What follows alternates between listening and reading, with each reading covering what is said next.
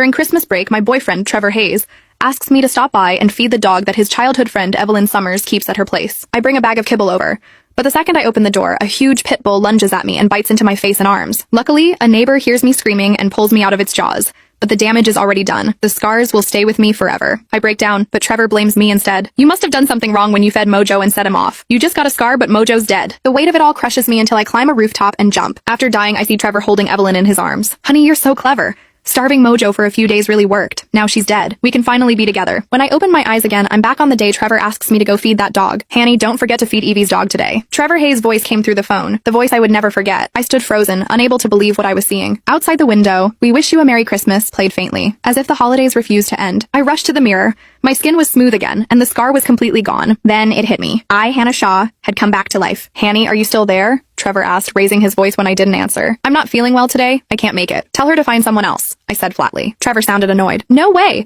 Evie went to Hano Island for the holidays. If you don't go, Mojo will starve. You always feed stray cats. What's the big deal about a dog?" I let out a cold laugh. "A dog bit me when I was a kid. I'm afraid of dogs, so I'm not going. Tell her to find someone online." "No, Evie lives alone. She can't just let a stranger into her home. You're a woman too. How can you not get that?" When I didn't budge, he softened his tone. "If you're not feeling well, just stay home. I'll bring the dog over. You can watch him for a few days, and I'll pay you for it. Deal?" My stomach dropped all over again. I was currently staying at my parents' house.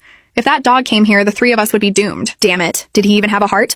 I forced out a laugh. "Forget it. Didn't you drive out of town with your dad? I'll feed the dog and keep your money. We're not strangers." He laughed in return. "Thanks for helping Evie out. When she's back, I'll make sure she treats you to dinner." When I hung up, I pressed a hand to my chest, trying to steady my breathing. Christmas wasn't over yet. My parents were visiting relatives, and the presents still sat piled under the tree. Staring at the gifts, an idea hit me. Moments later, I drove to Trevor's house. I showed up at their door with 2 bottles of red wine and a gift basket. Only Trevor's mother, Lydia Barker, was home. She hadn't gone back for Christmas in years because she and her in-laws were always at odds. Maybe that was why she couldn't stand the idea of me as her future daughter-in-law. "Trevor hasn't decided to marry you. Don't bring gifts here. Take them back," she said coldly. I smiled and replied, "Even if I'm not married to Trevor yet, it's only right for me to visit. I can't take back a gift once I've given it. If you don't like these, I'll take you out shopping. You can pick whatever you want." I kept a sincere look on my face. Lydia couldn't find a way to say no. When she heard she could buy whatever she wanted, she hesitated for a moment. Then, I took her out anyway. I sat in the car, gripping the steering wheel as memories from my past life flashed through my mind. When I started dating Trevor, I'd known about his childhood friend, Evelyn Summers, but he always kept his distance from her, so I never thought much of it. In my past life,